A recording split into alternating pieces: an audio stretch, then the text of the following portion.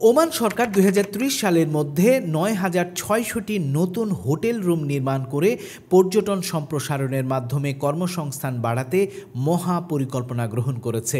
Gulf news এই খবর দিয়েছে। খবরে বলা হয়েছে, চলতি বছর ওমানের হোটেল খাতে রাজস্ব বেড়েছে প্রায় ১৮% এবং কর্মসংস্থান বেড়েছে ১০,৮০০টি, যা আগের বছরের তুলনায় প্রায় ৫% বেশি। ওমানের পর্যটন মন্ত্রণালয় জানিয়েছে, রাজধানী মাস্কাত সহ সালালা, সোহার এবং নিঝুয়া অঞ্চলে আধুনিক হোটেল ও রিসোর্ট নির্মাণ করবে সরকার।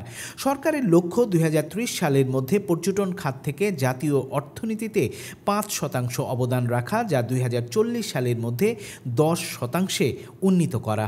ওমান পর্যটকদের আকৃষ্ট করতে নানামুখী পদক্ষেপ নিচ্ছে, আর দেশটিতে যাচ্ছে মূলত ইউরোপ ও জিসিসিভুক্ত আরব দেশগুলোর মানুষ।